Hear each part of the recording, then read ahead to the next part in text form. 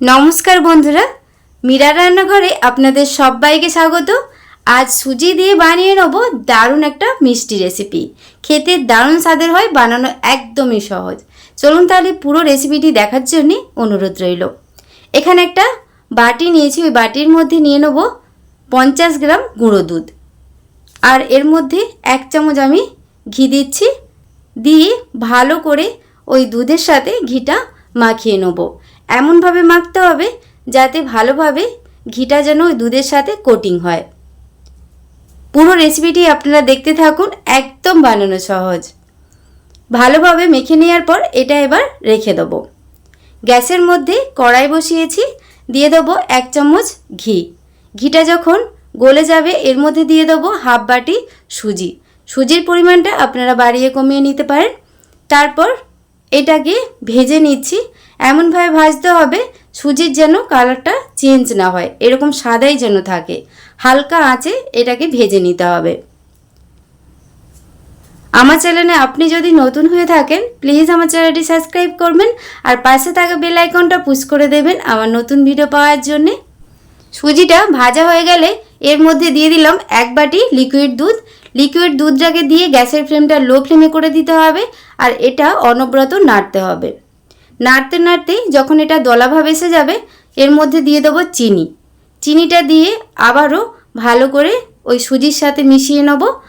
আর এর মধ্যে এর স্বাদ বাড়ানোর জন্য মিষ্টিটার, তার জন্য দিলাম একটু এলাচ গুঁড়ো। দিয়ে আবারও ভালো করে সুজির সাথে মিশিয়ে নিচ্ছি। অনবরত এটা নাড়তে নাড়তে যখন চিনিটা সুজির সাথে একদম গলে যাবে আর সুজিটাও নরম হয়ে যাবে, দেখুন এই সময় যেই দুধের মিশ্রণটা আমি বানিয়ে রেখেছিলাম সেটা ওখান থেকে আমি হাফ দিয়ে দিলাম। দিয়ে আবারও অনবরত ওই সুজির সাথে মিশিয়ে নিতে হবে। ওই গুঁড়ো দুধটা দেওয়ার কারণে এই মিষ্টিটা খেতে আরও দারুণ লাগবে, আর মিষ্টিটা অনেকটাই সফট হবে। অনবরত নাড়তে নাড়তে দেখুন একটা দলাভাব এসে গেছে। এবার গ্যাসের ফ্লেমটা আমি অফ করে দেবো। এবার এটা আমি নামিয়ে একটু ঠান্ডা করে নিচ্ছি। পুরোপুরি ঠান্ডা করব না, একটু গরম থাকতে থাকতে এটা ভালো করে আমি দলে নেব। একটা প্লেটের মধ্যে নিয়ে নিয়েছি।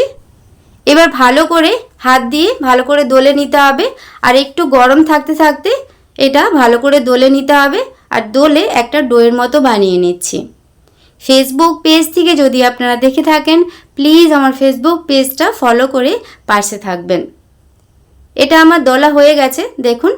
এবার ওখান থেকে অল্প অল্প করে নিয়ে মিষ্টির শেপগুলো আমি দিয়ে দেবো। আমি একটু লম্বা শেপ করে দিচ্ছি। এইভাবে আপনারা এর থেকে বড় বা এর থেকে ছোট সাইজ বানিয়ে নিতে পারেন, বা গোলাকারেও বানিয়ে নিতে পারেন। এইভাবে প্রত্যেকটা মিষ্টি আমি শেপ বানিয়ে নেব।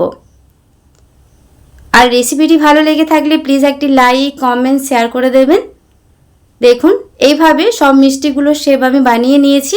এবার যেই গুঁড়ো দুধটা আমি বাদবাকি গুঁড়ো দুধটা যে রেখে দিয়েছিলাম সেটা একটা প্লেটের মধ্যে এইভাবে মিলে নিয়েছি। এবার এক একটা মিষ্টি নিয়ে এইভাবে গুঁড়ো দুধের কোটিং করে নিচ্ছি।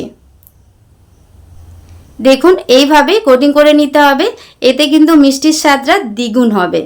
এই ওপরের এই সাদা সাদা মাওয়াগুলো খেতে দারুণ লাগে।